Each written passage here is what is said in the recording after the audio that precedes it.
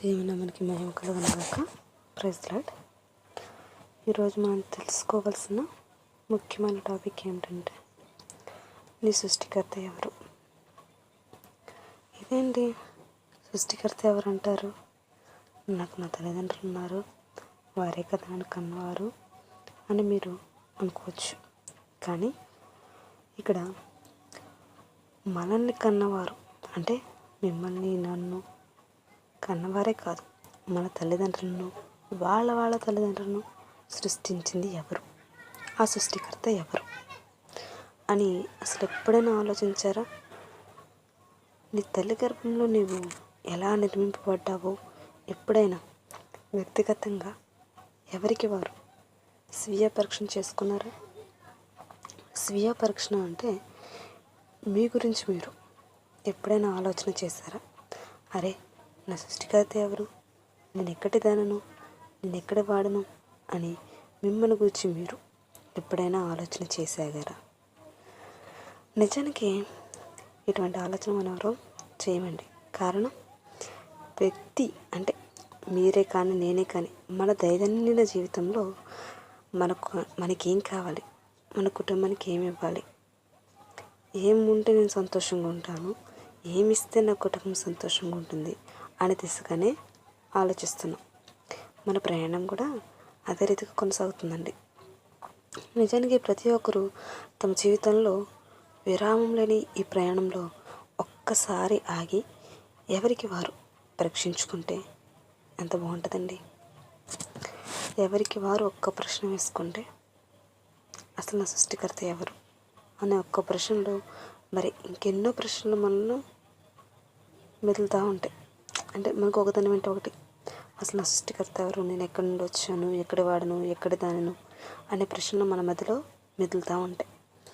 ఈ ప్రశ్నకి మీరు వెతికిన సమాధానం ఖచ్చితంగా ఈ భూమి మీద ఎక్కడ దొరకదు, కానీ ఖచ్చితంగా ఒక చోట మాత్రం దొరుకుతుంది. అది ఎక్కడంటే బైబిల్లో మాత్రమే మన ప్రశ్నలకు సమాధానాలు ఖచ్చితంగా దొరుకుతాయండి. అసలు మనం ఎక్కడ వారము అని బైబిల్ ప్రకారంగా మనం చూస్తే, వాక్య వెలుగులో చూస్తే, మొదటగా ఆదికాండము 2వ అధ్యాయము 7వ వచనం, దేవుడైన యెహోవా నేల మట్టితో నరుని నిర్మించి వాని నాసికరంధ్రంలో జీవాయువును ఊదగా నరుడు జీవాత్మ ఆయను. మరో చోట అంటే కీర్తనలు 100వ అధ్యాయము 3వ వచనం, యెహోవాయే దేవుడని తెలుసుకుని ఆయనే మనల్ని పుట్టించెను, మనం ఆయన వారము, మనము ఆయన ప్రజలము, ఆయన మేపు గొర్రెలము. ఈ వాక్యంలో ప్రాముఖ్యంగా అంటే అసలు మనల్ని ఎవరు సృజించారని తెలియజేస్తుందని వాక్యం, దేవుడైన యెహోవా నేల మట్టి నుండి నరుని నిర్మించెను. మరో చోట యెహోవాయే దేవుడని తెలుసుకుని ఆయనే మనలను పుట్టించెను. ఈ వాక్యంలో ప్రాముఖ్యంగా 2 విషయములు మనకు తెలియజేస్తున్నాయి. మనం ఎక్కడి నుండి వచ్చాము? నేల మట్టి నుండి నరుని నిర్మించను అంటే నరుని నిర్మించను. రెండోది, వాని నాసికరంధ్రములో జీవాయువును ఊదగా నరుడు జీవాత్మాయను. ఒకటి నరుడు, 2 జీవాత్మ. అంటే నరుడు అంటే నరునికి ఉదాహరణ నరుని శరీరంగా మనం చెప్పుకోవచ్చు. నరుని శరీరం ఎక్కడి నుండి వచ్చిందండి? నేలమన్ను నుండి వచ్చింది. ఇక్కడ జీవవాయువు అంటే ఎవరిలో జీవాయువు ఊదరని? నరునిలో జీవాయువు ఊదగా వాడేమయ్యాడు? జీవాత్మ ఆయను. ఇక్కడ ప్రధానంగా దేవుని వాక్యం తెలియజేస్తుంది, నరుడు వేరు, జీవాత్మ వేరు.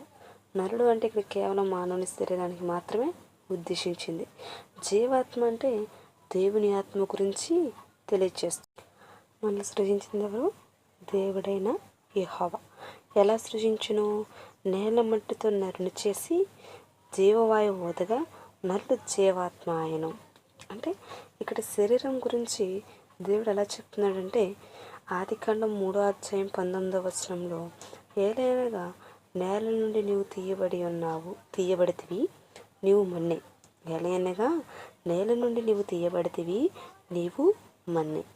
అదే అధ్యాయం 3వ అధ్యాయంలోనే 23వ వచనంలో, దేవుడైన యెహోవా అతడు ఏ నేల నుండి తీయబడును అంటే ఏ నేల నుండి తీయబడును అని తెలియచేస్తున్నారు.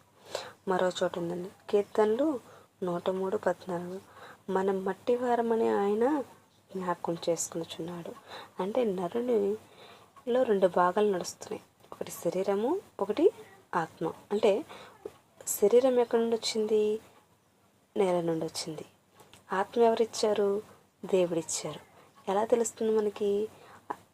ఆదికాండము 2:7 చూస్తే, దేవుడైన యెహోవా నేల మట్టితో నరుని నిర్మించెను, వాని నాసికారంధ్రములో జీవాయువును ఊదగా నరుడు జీవాత్మాయను. అంటే ఇక్కడ నిన్ను సృజించింది ఎవరండి? దేవుడైన యెహోవా. మరొక చోట 100వ కీర్తనలో 3వ యెహోవాయే దేవుడని తెలుసుకోండి, ఆయనే మనల్ని పుట్టించెను. అంటే మనల్ని పుట్టించింది దేవుడైన యెహోవా. అదే రీతిగా ఆత్మ గురించి మనం తెలుసుకోవాలనుకుంటే సామెతలు 20:27 నరుని ఆత్మ యెహోవా పెట్టిన దీపము. అర్థమైందండి? నరుని ఆత్మ ఎక్కడి నుండి వచ్చిందంట? యెహోవా పెట్టిన దీపము.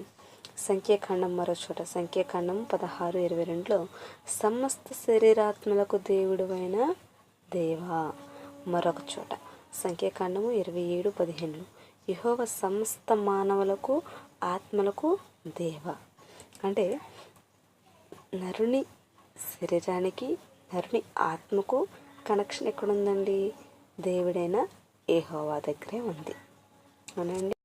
మనం ఇలా దేవుని వాక్యంలో చూసుకుంటే బైబిల్లో అనేక మార్లు మన సృష్టికర్త ఎవరని బైబిల్ తెలియజేస్తుందని.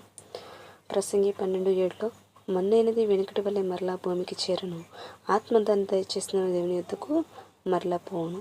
అంటే మనం మట్టి నుండి వచ్చామని, మరలా మట్టిలోనే కలుస్తామని దేవుడు తెలియజేస్తున్నారని, మనలో దేవుని ఆత్మ దేవుని యొద్దకు చేరుతుంది అని దేవుడు తెలియజేస్తున్నారు. కాబట్టి మనం దేవుని యందు భయభక్తులు కలిగి ఆయన యందు విశ్వాసముతో ఆయన కొనియాడాలండి. దేవుని నామమున మహిమ కలుగును గాక. ఆమేన్.